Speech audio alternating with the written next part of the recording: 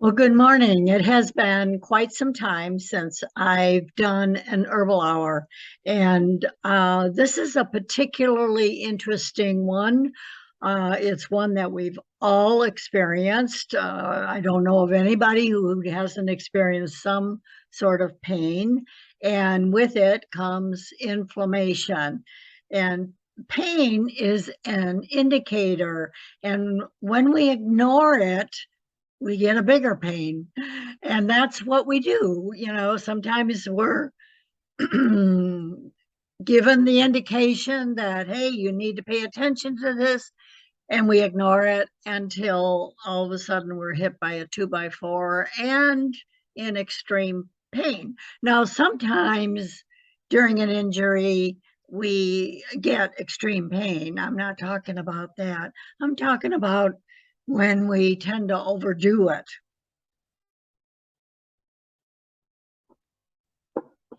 And this is autumn, and there's a lot of cleanup to do.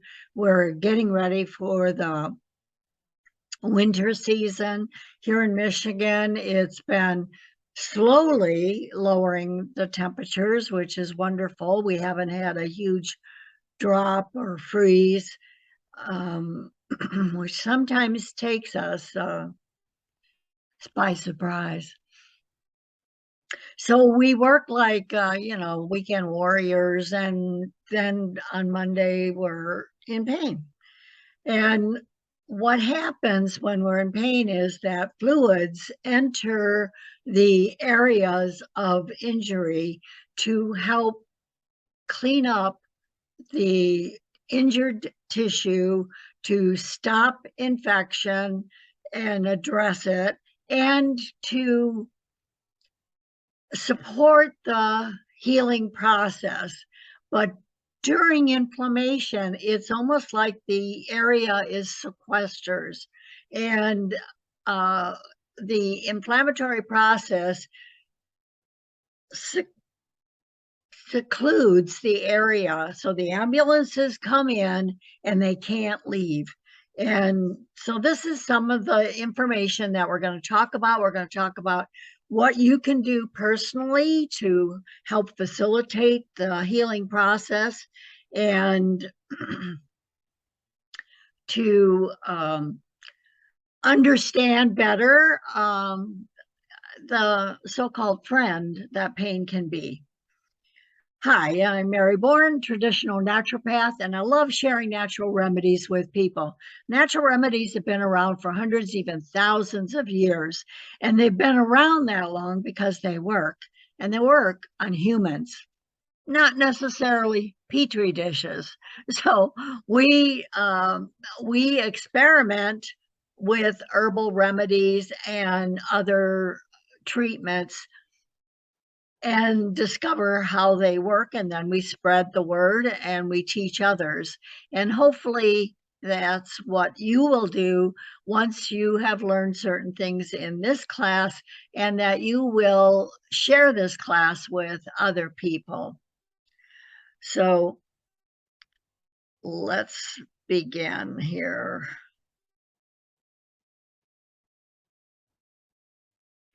And as soon as my slide starts to move, there we go. So pain informs us the body has been injured, and pain dissipates as the body heals. Chronic pain indicates that healing is not taking place.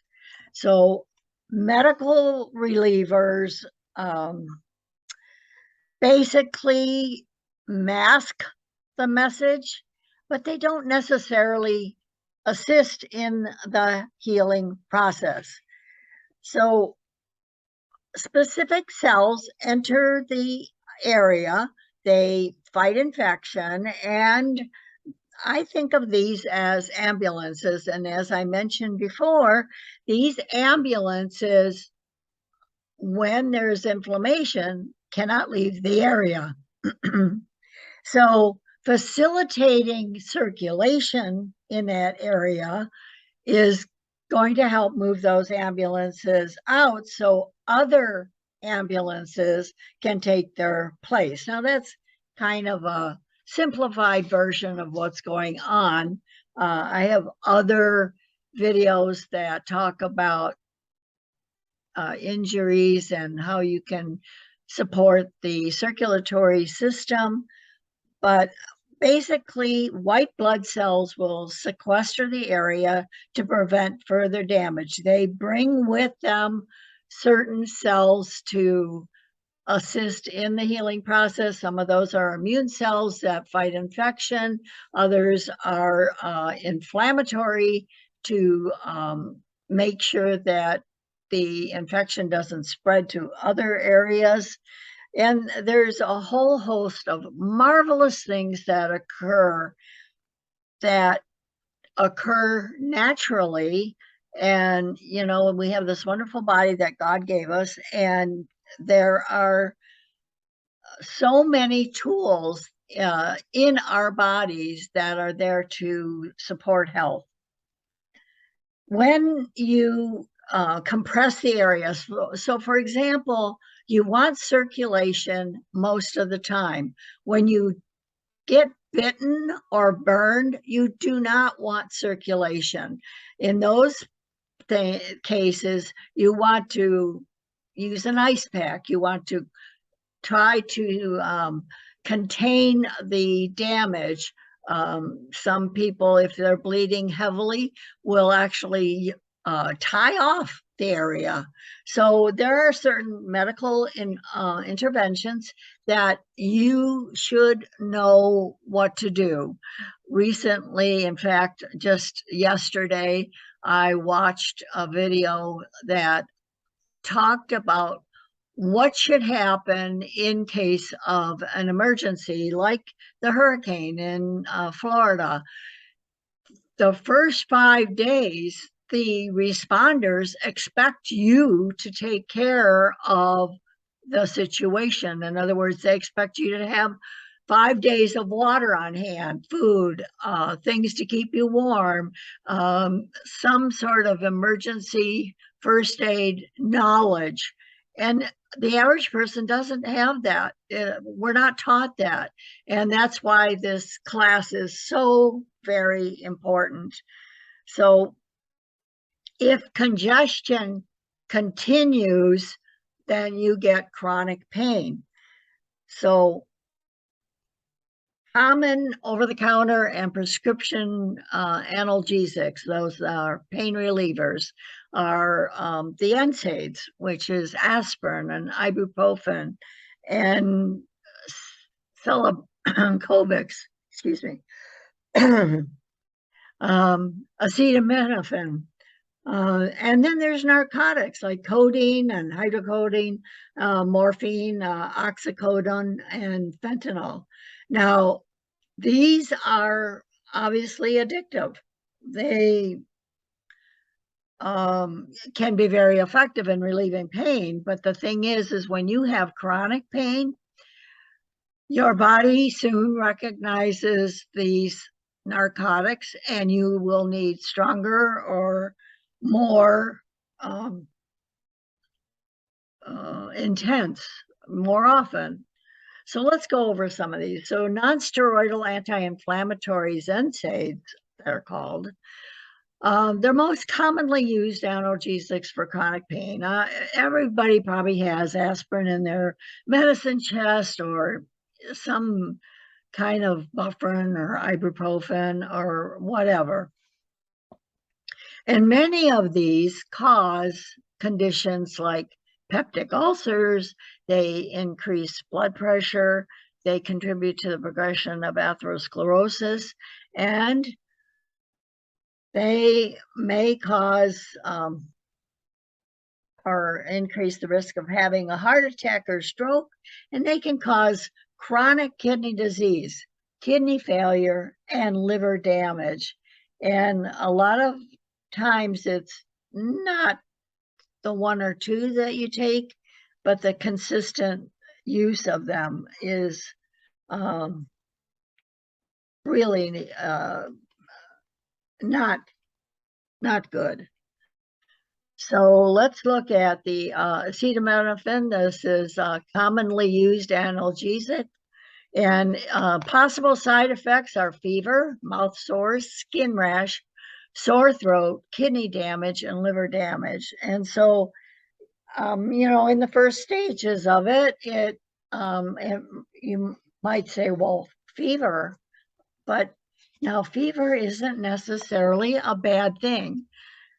A slight fever, even 100 or 101, is the fact that your body is mounting a defense to fight infection. And if you lower that fever too quickly, your body's going to have that infection for longer. So allowing your body to have a slight fever is really a very good thing. Now, if it goes to 104, and especially if you're a child, that may be not so good. So you want to be aware that fever can be a good thing.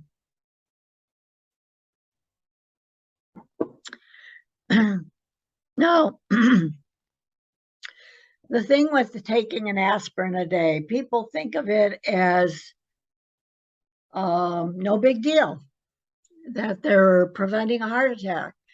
But actually, the only study that has been done on an aspirin is when you're actively having a heart attack, putting an aspirin under your tongue may thin the blood enough to prevent the heart attack. Taking it on a daily basis only perforates the stomach wall, and that can cause leaky gut syndrome. It can lead to autoimmune conditions. It is not a good thing. And there, is no such thing as a baby aspirin, because nobody would recommend aspirin for a baby. So, these are things that people are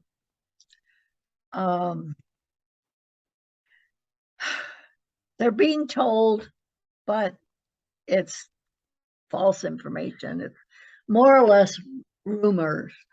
Now, narcotics and opioids, most problematic of the chronic pain relievers. Yeah, possible side effects: gastrointestinal upset, sluggish peristalsis means that the colon doesn't work properly. Depression of respiratory functions. In other words, it inhibits your ability to take deep breaths. And of course, it's potentially addictive. Overdose can be fatal. About 65,000 people died from opioid overdose in 2021. And that was up from about 47,000 people in 2018. What happened in 2021? People got horribly depressed because of the response of COVID. People were told to stay inside and wear masks and don't go out in public. And it was horrible. And many people had pain that couldn't be associated with anything. Well, come to find out, it was touch deprivation. People are used to being touched. They're used to handshakes. They're used to hugs. They're used to having people there that care about them.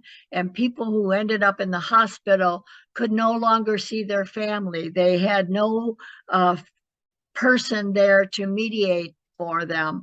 It was the worst thing the medical community did. It caused immeasurable harm to the mental health of many, many people.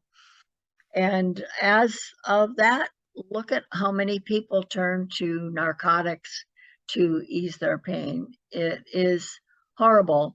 Now, I will leave a link in the description below for the website where I got this information from, and you can do your own research on that. I really appreciate it when people do their own research, because then, it's not just my word, but you can see where I'm getting the information from.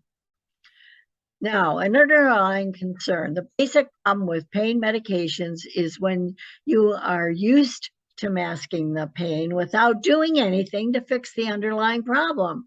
So, you thought, well, I have arthritis. But why do you have arthritis? See, nobody addresses that. The mere fact that you have arthritis is not the end all, and you need to know that there's a reason for inflammation of the joint, which is what arthritis means, inflammation of the joint. Relieving chronic pain without fixing the problem that is causing it means the problem will never go away and often becomes worse. So I fault the medical community because they lead you to believe that you have a lifelong situation that needs lifelong medication, and that is not true. And that is one of the reasons why I felt it's so important to give you this class and help you understand that you are leaving pain and enjoy the journey, that there's solutions for the causes of pain. And the number one of that is lack of oxygen. People simply do not breathe properly. They need to learn to take deep, invigorating breaths. They need to open their lungs. That was one of the things that I felt so horrible about the mask wearing, especially people who had to constantly wear masks throughout the day. There is no way that you can take a deep, invigorating breath of fresh air when you are breathing it through a mask, and when you are continually exhaling bacteria and things that your body is trying to get rid of into this mask, and then rebreathing that is criminal. It absolutely is criminal. And a lack of oxygen is one of the main causes for not healing properly. So when you are injured, one of the things that you do is kind of like hold your breath. And what you really need to be doing is trying to relax, trying to calm yourself, and take deep breaths. So if you're with somebody who is injured, remind them, breathe. You can pant for 3 or 4 times, but then take a deep breath. And you will be amazed at how even that has the ability to ease the pain, because you're tensing up your muscles when you're only taking shallow breaths, and that makes pain worse. Now, when you increase your oxygen levels, you absolutely need to practice breathing exercises. So if you are sitting at a desk for 8 hours, set a timer, and every hour get up, stand up, take a couple of deep breaths, and you will be surprised how it clears your mind. And if you use essential oils, that too can be very beneficial. Peppermint is a very invigorating smell. Even lemon can be a very invigorating smell. But taking supplements like liquid chlorophyll will actually increase oxygenation of the blood. And if you're anemic, make sure you're getting the nutrients that help to increase the hemoglobin, such as iron. Now, a lot of iron supplements will cause you to bind up, and in those cases, there are herbs that are high in iodine or iron that can help you get better iron levels, and that's like yellow dock and even dandelion. are very good and high in iron. Vitamin C is important because it helps transport the iron, and vitamin B12. So they work together to support the conditions of getting more oxygen into the blood. The second thing is dehydration. You know, many people that I've talked with, clients, do not drink enough water. They drink soda pop, they drink coffee, they drink tea, and they don't drink water. And Dr. Botman-Hellich, author of Your Body's Many Cries for Water, was a political prisoner, and the only thing he had available to him to help his fellow prisoners was water. And he found that it could relieve the pain of headaches and indigestion and so many other things. Our body needs water, and water is needed to remove acid waste from the body. So a lack of water will actually increase acidity in the tissues, and that, of course, will contribute to pain. So we need to improve hydration.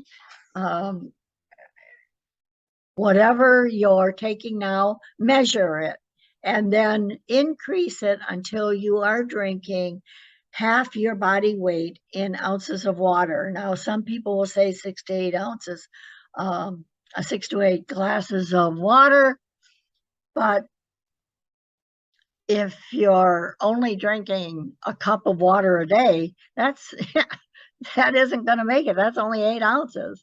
And so if you weigh 150 pounds, you need to drink 75 ounces of water throughout the day.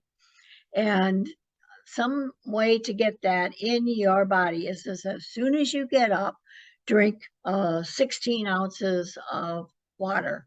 And then if you add a pinch of natural salt, now I like real salt, Redmond real salt, and you can use Himalayan salt if you want to, but just a pinch of it. You know, our body is salty, salty tears, salty sweat.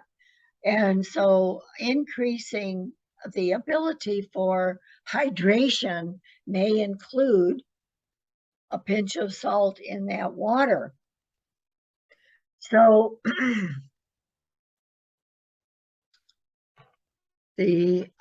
after improving hydration, well, first of all, if you are drinking soda pop, recognize that you're contributing to acidity with soda pop and alcohol and coffee. So stagnation is the next thing, is that if you're sitting for long periods of time, or you're holding the same position for long periods of time, in traditional Chinese medicine, pain is seen as the type of stagnation, either of body energy or fluids. So pain is definitely linked with inflammation, and the inflammation decreases local circulation. So when you have that sequestered fluid in the area, you need to learn to move the fluid.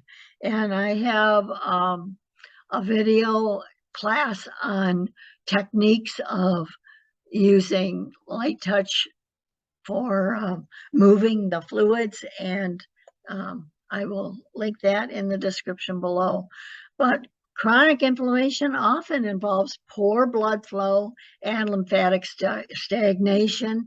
So improving local circulation to a painful area. You know, we automatically want to rub something when we hit it or injure it in some way. And the problem is we don't do it for long enough. You need to do it until the pain is totally gone. And this sometimes means 5 to 10 minutes.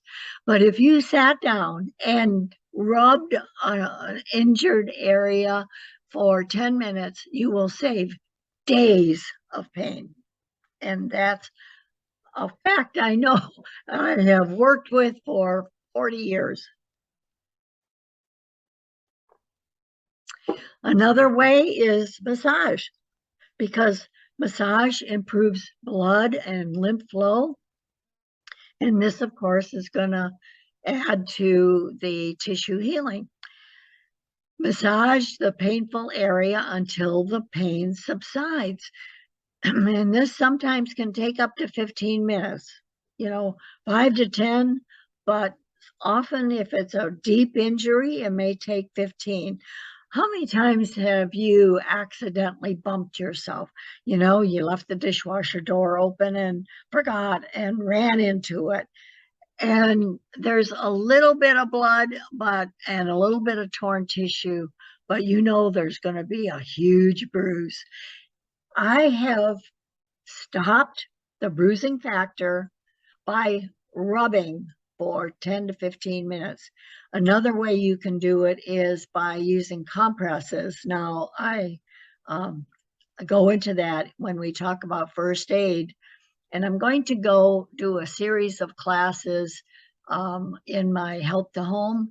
I'm going to start with learning what to do to avoid bruises, to address cuts and injuries and things that may occur through an accident of some sort.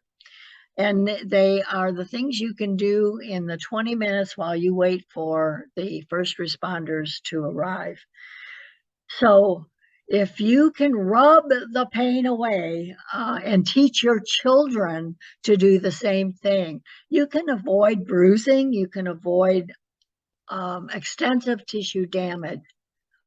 Now, there are some topical stimulants you can use, like essential oils or lotions. I've made some wonderful topicals that assist in healing, and those are some of the things I'm going to talk about in the upcoming classes of Health to Home.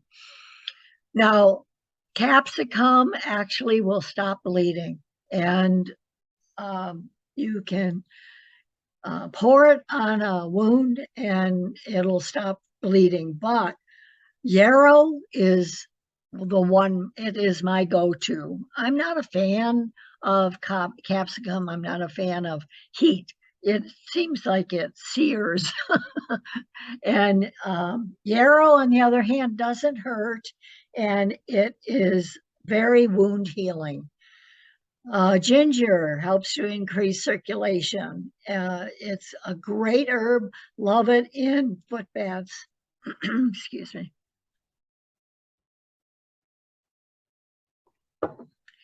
And then there's the essential oils of lavender, camphor, eucalyptus, nutmeg, clove, menthol, and peppermint, others. There's lots of different wintergreen. So besides increasing blood flow, some of these remedies are also analgesics. In other words, pain relieving, and they help reduce while promoting healing, where the problem with other over-the-counter things is that it numbs the pain and doesn't assist in the healing process. Now, here's a chart that talks about overacidity or oxidative damage, and that's the fourth problem that the body encounters and contributes to chronic pain. So if you look 6, 7, and 8, those are the ranges that you want to keep your body in. Your saliva is 6.5. And if you look, milk is at 6, coffee is at 5, tomatoes are at 4, soda is at 3, lemon juice is 2, stomach acid can be a 1 or 2, depending on whether or not you're starting to eat, and baking soda is a 0. Now, if we go up to the alkaline side, seawater is 8, baking soda is 9. So sometimes people will put a little baking soda in some water and calm down acid stomach. But that is not necessarily taking care of the problem. You have to find out why your body is running so acid that it needs to have an alkaline to balance that.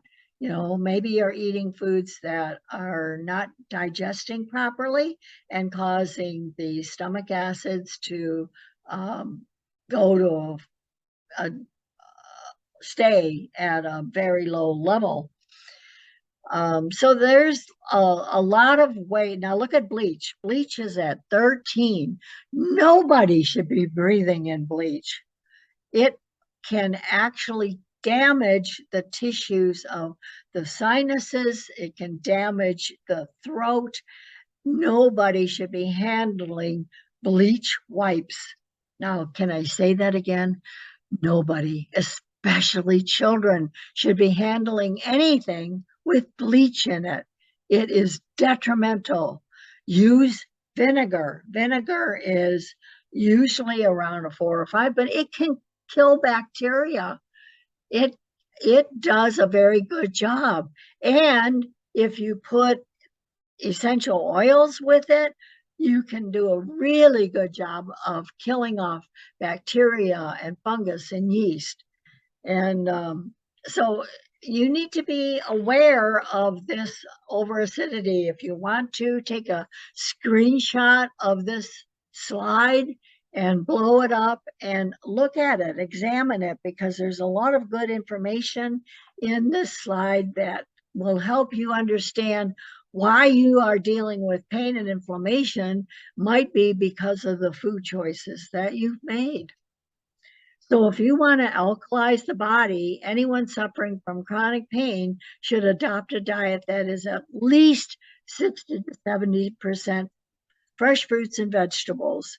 Let's say more vegetables than fruit, because some people deal with too much sugar in the body. And so that can create a problem as well. Now, the reason you're taking in fresh fruits and vegetable isn't only because of their ability to be alkaline. It's because of their antioxidants that are found in fruits and vegetables. Each one of these has their own particular phytochemicals that contribute to reducing inflammation in the body. And there is a fabulous antioxidant formula that I use called Tygo. It's a drink that is mangosteen and green tea, and all of these things are included in this wonderful formula, and it will help to reduce if you have it on hand, it can immediately be addressing an injury. Make sure that you're eating a diet rich in these foods, because they are very, very beneficial.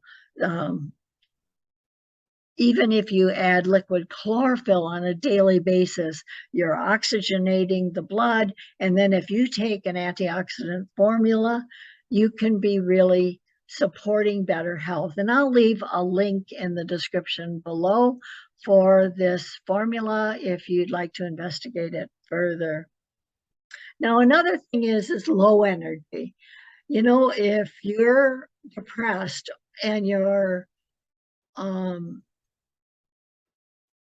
spiritual health, your mental health is low, you're more susceptible to disease and continuing pain. So increasing your energy levels is been scientifically studied.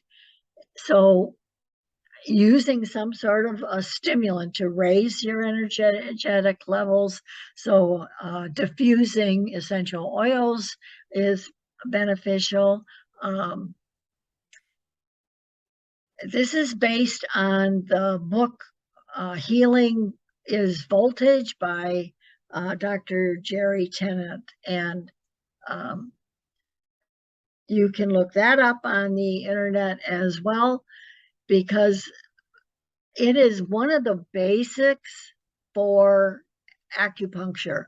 Acupuncture needles help to stimulate the energy in certain areas, or it helps to calm the energy in other areas. So that's the basis of acupuncture.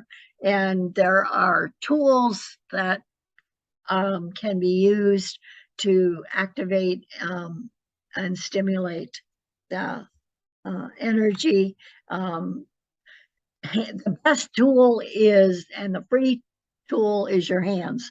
So if you can transfer electron, what happens is you can transfer electrons from one person to another.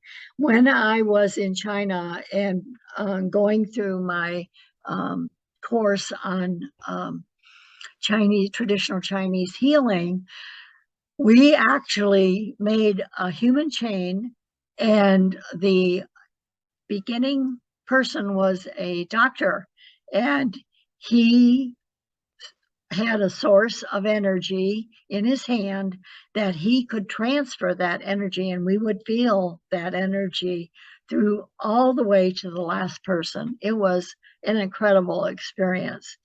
I have done the same thing. I have been able to both transfer weakness and transfer energy from one person to the other. I've demonstrated that in classes, and it's really an awesome thing to experience.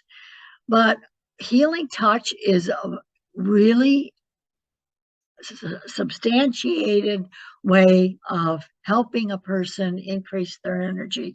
And hugging. Remember what I said about touch deprivation.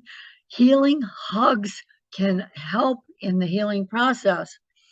So this is, this is the way I think God gave us this ability to help heal each other through touch. There are electrical units called TENS units that send small electrical currents through the body, and that helps to create circulation to that area. There's lasers, there are cold lasers that actually increase mitochondrial activity. Grounding, I'm sure you've heard about going out into the grass when there's dew on the grass and just standing there in bare feet and absorbing the energy from the earth. There are sheets and pads that you can put on your bed to create energy in the body. And that, these are all things that you can look into if you have a problem with energy.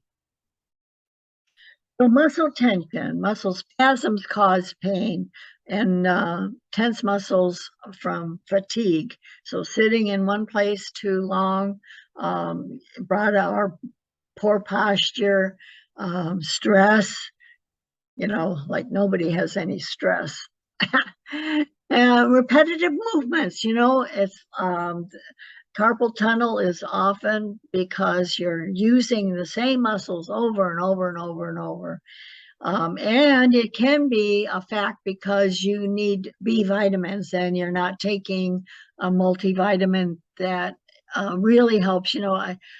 I hate seeing these one-a-day ads. One-a-day is nothing but chemicals, and your body looks at chemicals like toxins. So there's no way. Now, they're stimulating things. So you actually think you are helping your body and that you're feeling more energetic, but they're stimulants. It's sort of like drinking a cup of coffee. And after 3 or 4 weeks, your body looks at it and says, I know what you're doing. And I'm not getting the nutrition I need. So look at nutrition as your first source of supplementation, and then look at things that you can take, such as herbs, and then look at vitamins. I feel that everybody should take a healthy vitamin and mineral supplement, more mineral than vitamin, because our food is depleted in minerals. And that's why we lack magnesium and potassium, just like the soil lacks these things. So relaxing the muscles, make sure you're getting enough rest. I mean, how many times do you run around and think you can get to bed at 1 in the morning to get up at 6 to start work? It just doesn't happen. So make sure that you're getting the rest you need, and that is mental rest as well. So learn to do things that deep breathing and maybe yoga, or things, Tai Chi, things that bring breath into the body and move the body at the same time. Body work can help, but the supplements, magnesium is the mineral relaxer to calcium. Calcium is the constriction, and magnesium is the relaxer. Kava kava can relax the muscles, but the brain is still very active. So you have to be careful taking kava kava. Your reactions may not be as responsive as you'd like.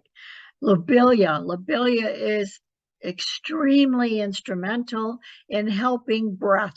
So there's liquid lobelia that you can rub on your sternum, your breastbone, and that goes into the body, the deep tissues of the lungs, and actually can help relax the breathing so that you can take deeper and deeper breaths.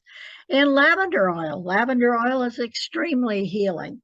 Now, one of the things that we don't deal with on a daily basis, and we should, is environmental toxins. We live in a very toxic world, and these can irritate the nerves, and they can contribute to chronic pain, not only physical pain, but mental pain. So petrochemicals, they're all around us. Plastics are petrochemicals. So gasoline and solvents, but also heavy metals, mercury and lead and cadmium are in our food and in our oceans. And so we need to detoxify from these toxins. And all toxins contribute to an overacid, inflamed body. So it isn't just some toxins, all toxins. So if you're eating fruit that has been grown with pesticides and that, soak the fruit in a solution of apple cider vinegar and water, and get rid of as much of those toxins that lay on the skin. Now, unfortunately, it is throughout. And so the best thing, of course, is to eat organically, where the food is not sprayed with chemicals, and it is extremely important to take in foods that your body can use as healing. So in detoxification, excuse me while I drink some more water.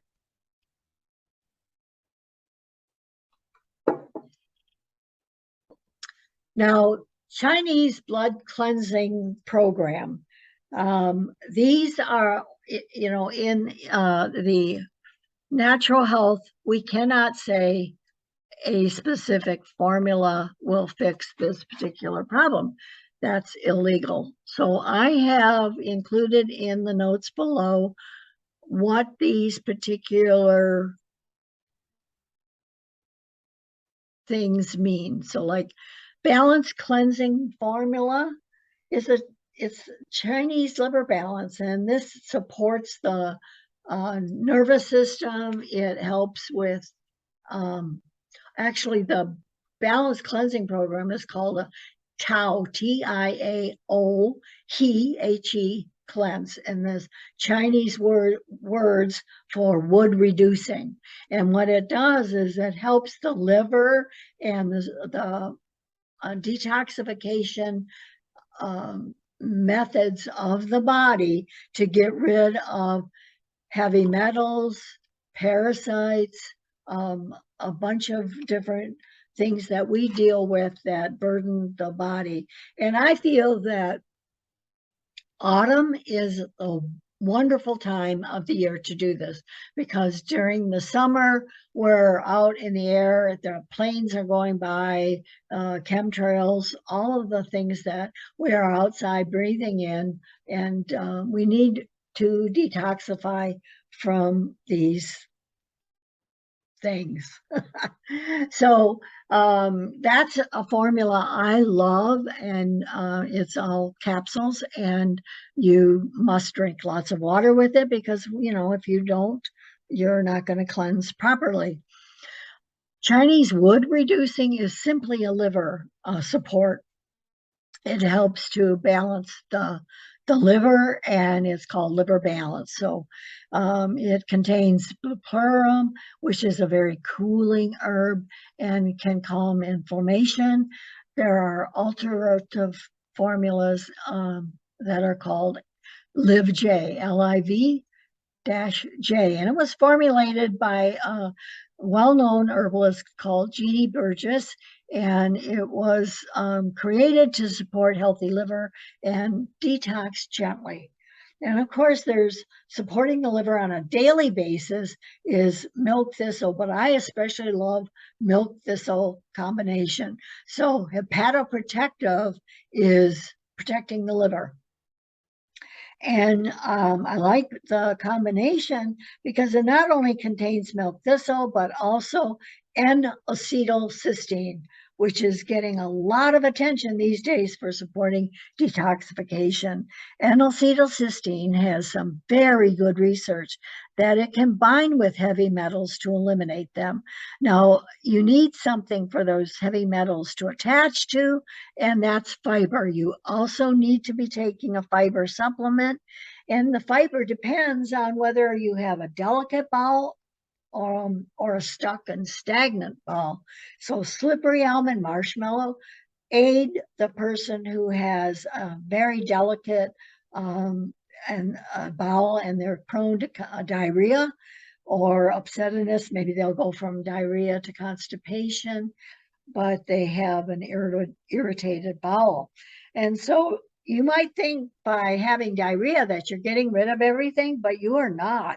What is happening is that things are passing through your digestive and eliminative system too quickly. So you're not absorbing the nutrients and you're not getting rid of the toxins. So taking a fiber is very, very important. We have gentle cleanses that can support the person who deals with this. And if you're a person who deals with having maybe a bowel movement a day, you need to be getting that bowel moving, because you should be doing at least 2 bowel movements a day. And these are movements that are not just little pebbles, but full movements that have absorbed toxins. And that can be had by taking psyllium hulls. The psyllium hulls are very, very beneficial, and they swell up and help to absorb these toxins. Now, there may be times when you have mechanical irritation. So you've injured your body in some way, and or you've created it through repetitive movements such as carpal tunnel or TMJ. Now, these are chiropractors are experts in these conditions. Subluxations in the spine, they help to move the vertebra so that the spinal cord can speak freely to the rest of the body.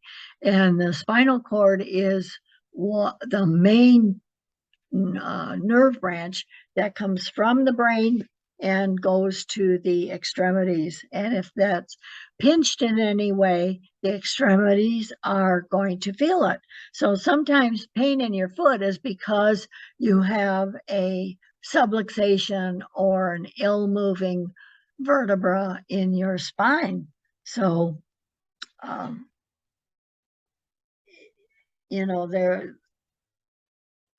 there is a lot to be said for regular visits to a chiropractor. And a body work, you know, may improve posture.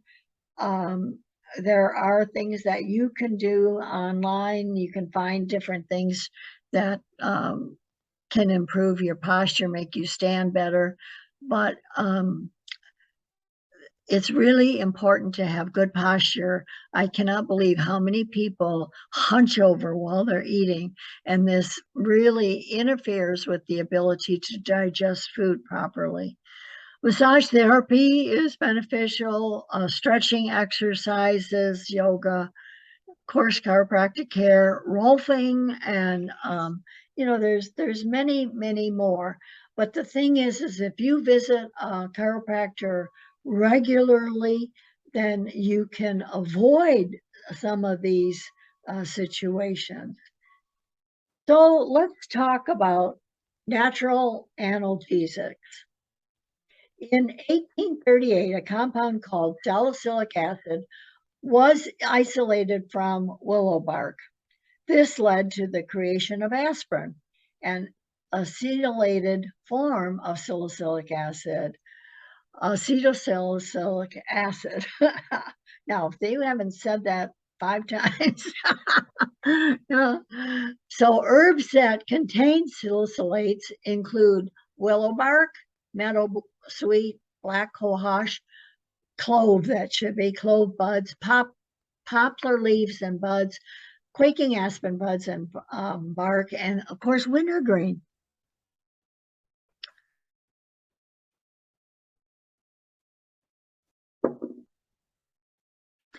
Now these herbs have analgesic and anti-inflammatory actions. They have a lower risk of side effects, and they may also promote healing. We know that when you take an isolated compound, you create a drug. And the reason for creating drugs is so they can patent it. And yes, aspirin was patented, but patents only last a certain length of time, and then they go on the market. Now, that doesn't mean they've made it better or milder or anything like that. It's just the patent has run out and you can now buy it over the counter. Now, there's been a lot of press about CBD. CBD is a non-addictive pain reliever. There are certain cannabinoids that come off of it, and like hemp. Hemp has CBD, but it also has CBA. It has CBG. It has other things, that other compounds that work with different receptor sites that support anti-inflammation, healing, and helping the body get back to balance. Now, natural health is all about getting the body back into balance. And the endocannabinoid system is what regulates this balance. So if you are taking a medication, the endocannabinoid system will eventually recognize that medication, and that's the key that tells the body, wait, this is not really balancing the body. This is trying to cover up a situation. So the thing with CBD is it does not build tolerance like medications do. And so there appear to be no withdrawal symptoms from taking CBD. I personally don't like the taste of it. I've tried to hide it in certain things. My favorite is Kemp, and that's QEMP. It's made from hemp, but it's a whole food CBD. And that there's a difference. Remember what I talked about when you extrapolate a certain um, constituent, you are turning more toward the drug area than through the natural area. So I prefer Kemp. There is ECS and CBD. So the endocannabinoid system has actually two branches, CB1 and CB2. Now, CB1 addresses the brain, the thyroid, the upper airways, the liver, the adrenals, the ovaries, the uterus, the prostate, and the testes. And then CB2 and CB1 combined work on the eye. The CB2 works on the lymphatic and immune system. CB1 and CB2, the heart, the combination gastrointestinal system, and the combination for bone health. And CB2 is a non-immune. So it works with non-immune CBD2 and CB2 rather, and the lymphatic and immune. And the lymphatic and immune involves the tonsils, the lymphocytes, the thymus, the spleen, and the blood. And many times this is stagnant, and that's what causes the inflammation to occur in the fluids. So it is a big helper. We are still learning about it. It can downregulate pain signals once the message has been delivered that the body is damaged. So here's the thing, you get pain signals that say, inflammation, come to the area. We need all of the white blood cells to deal with the injury. But CBD actually helps move the ambulances out of the area so healing can occur. So that's what downregulates the inflammatory responses means. So part of the problem may be a lack of omega-3 essential fatty acids. We eat too many omega-6 and omega-9s, which contribute to inflammation, like olive oil, cooking oils. So we need fish oil and monosaturated oil that helps with anti-inflammation. So these look at all the different things that you eat. If if you use sunflower oil or a different corn oil, canola oil, these are all omega-6 fatty acids. Whereas if you eat lard and coconut oil and you cook with ghee, Ghee, ghee, which is made from butter, and they take the milk solids out, and what's left is ghee.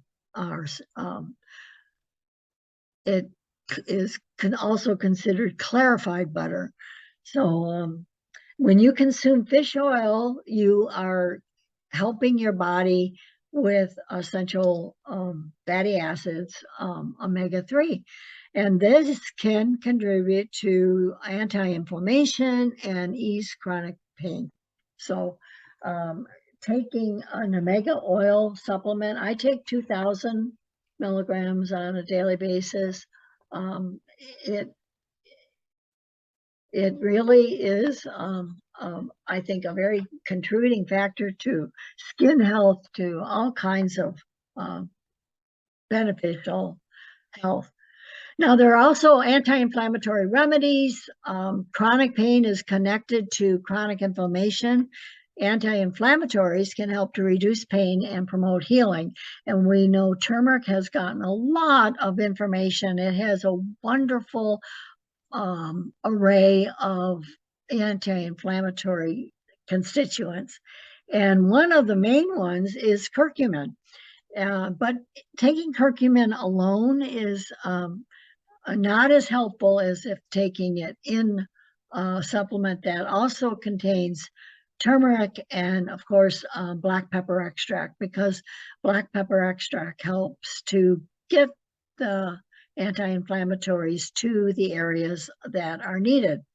Now, there are other helpful remedies like boswellia, willow bark, mangosteen carp, pericarp, which is the inner part of the mangosteen fruit. Now, this isn't a mango. This is mangosteen. And you can look that up. They're very interesting fruit. When we were in China, they were selling them. All these little fruit stands would have mangosteen. Andrographis is another one that is anti-inflammatory. So now, cortisol-like remedies. Now, the adrenal glands, let's talk a minute about where the adrenal glands are located. So basically, if you know where your the wings of your shoulder, so in back, you have a V-shaped wing-like part of the shoulder, and this behind that tip of the wing is your adrenals, and above that or below that is your kidneys. So if somebody punches you just below the wing, they're giving you a kidney punch. And the adrenals are little snow caps that sit on top of the kidney bean shaped kidney. So corticosteroid drugs are synthetic mimics of the hormone called cortisol that comes from the adrenal glands naturally. So what you need to do is to support the adrenal glands so that your body can produce its own cortisol and you don't have to take corticosteroid drugs. So licorice root, wild yam, and yucca have a cortisol-like action in reducing chronic inflammation and pain without these side effects, because licorice root and wild yam and yucca are food for the adrenals. They actually can help increase the health of your adrenals. Now, what do the adrenals take care of? Stress. Oh, none of us experience that, especially from 2020 on. Oh, my word. So we need to be drinking licorice root tea. We need to be taking supplements of wild yam and yucca. Natural pain relievers that can be used in place of opioids are cannabis, which we talked about. Now, the more THC, which is the addictive part of it, the better you can get somebody off opioids. But you really need to be working with somebody who knows what they're doing, because THC in itself can be addictive. That part of cannabis can be very addictive. But the CBD part, no, your body cannot be addicted to CBD. Cordialis is also a very touchy herb. These are herbs that you will not find in Nature's Sunshine products, because they're what we call fourth degree herbs. Fourth degree herbs should only be taken under the guidance of a trained herbalist. So if you're taking these things like violet leaves, all of these things, poppy seeds, these things can be too much can be a bad thing. So they can be toxic. So too much of a good thing, So never abruptly discontinue pain medications because this can cause a rebound reaction. And cold turkey is horrible, horrible to go through. So work with somebody who can help you through the addiction, and at the same time, work with your body to understand where the pain comes from. Find out what you can do, maybe drink more water, eat more nutritive foods, detoxify. It's amazing. Just doing a water detoxification can assist your body in getting rid of these toxins or heavy metals that contribute to um, pain. Now, there's a positive purpose in pain. There's actually books that have been written about the message of pain. I have a little poem I'd like to share with you. Pretty much the informative part of this class is over with. If you don't want to hear the poem, that's okay. I am pain. Most people hate me, think me cruel, call me heartless, study ways to bribe and fool me, try by every means to slay me, dope themselves with anesthetics, fill themselves with patent nostrums, call the one who practices medicine, seek the allopathic healer, beat the tom-tom of the savage, build the altar, burn the incense, seek to sate the wrath of devils, pray to saints and gods and angels, not to cure the ills within them. Who wants to take responsibility? Not to cleanse and purify them, just to calm the pain that hurts them, just to kill the guide that warns them. Pain is a guide. Pain I am, but when you know me, when you once have learned my secret, how I come to you and bless you, guide you, warn you, lead and teach you, when you know my loving nature, how at first I gently twinge you, lightly twinge you as a warning, hoping by this kind endeavor you will heed my voice and listen. Sure am I that you know me. When you know me, you will gladly then embrace me. Call me friend and give me welcome. Call me friend and ask my message. This the message I would bring you. This the secret I would teach you. This the warning I will give you. This the reason for my visit. When you learn to know that nature in her wise and boundless mercy, in her tender loving kindness, in her wisdom and her goodness, meant that men should live in labor, when you learn to shun the bypaths leading off to vicious habits, when you learn to keep your body strong and clean and pure and active, give it work in right proportion, give it air and food and water, fit to build its every member, fit to nourish every function, when you teach your mind and spirit pure and noble thoughts to harbor, drive out fear and hate and malice, cherish love and kindly motive, think of every man and woman as your brother, as your sister, scorn to do any other what you would seem injustice. Help to build a state and a nation founded on the rock of freedom.